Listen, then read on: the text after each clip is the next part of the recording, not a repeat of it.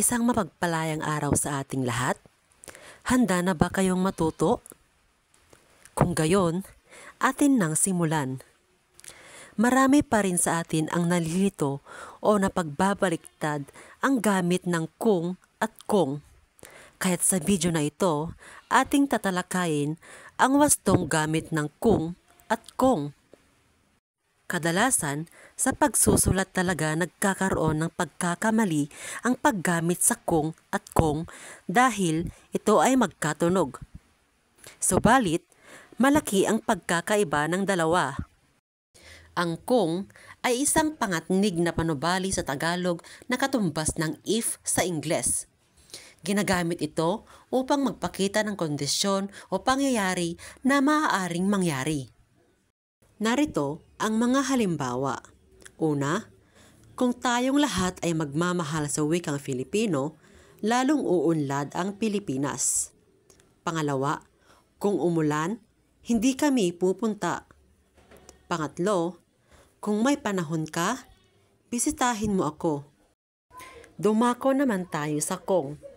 Samantala, ang kung ay isang pinaikling anyo ng ko na inaangkopan ng nang na maikli.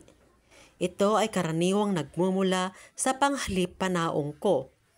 Ginagamit ang kung bilang linker o pang-angkop sa pangungusap. Halimbawa, una, ibig kong makatulong sa pag-unlad ng Pilipinas. Pangalawa, ibig kong matuto ng bagong wika.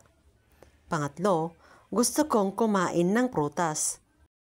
Ngayong nalaman na natin ang wastong gamit ng mga ito, halina't magsanay. Panuto, punan ng kung o kung ang patlang upang mabuo ang pangungusap. Una, patlang, ikaw ay lalabas ng inyong tahanan, huwag kaliligtaang magsuot ng face mask. Alin ang tamang sagot? Tama! Kung ikaw ay lalabas ng inyong tahanan, huwag kaliligtaang magsuot ng face mask. Pangalawa, ayaw, patlang, lumabas ng bahay dahil wala ako sa tamang gulang. Alin ang tamang sagot? Mahusay! Ayaw kong lumabas ng bahay dahil wala ako sa tamang gulang. Panghuli, mas mainam, patlang, manatili na lamang tayo sa loob ng ating tahanan. Alin ang tamang sagot?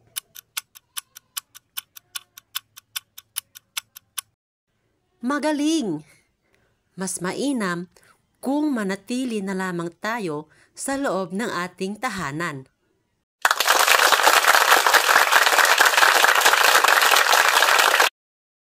Dumako na tayo sa pagbubuod. Sa madaling salita, ang kung ay pangatnig na panubali habang ang kung ay linker na nagmula sa panghalip na ko na inaangkopan ng nang na maikli.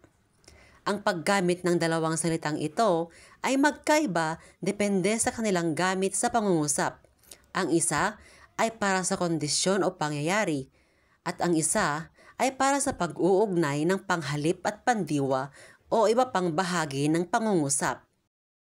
Maraming salamat. Nawa ay may natutuhan kayo. Muli, isang mapagpalayang araw sa ating lahat.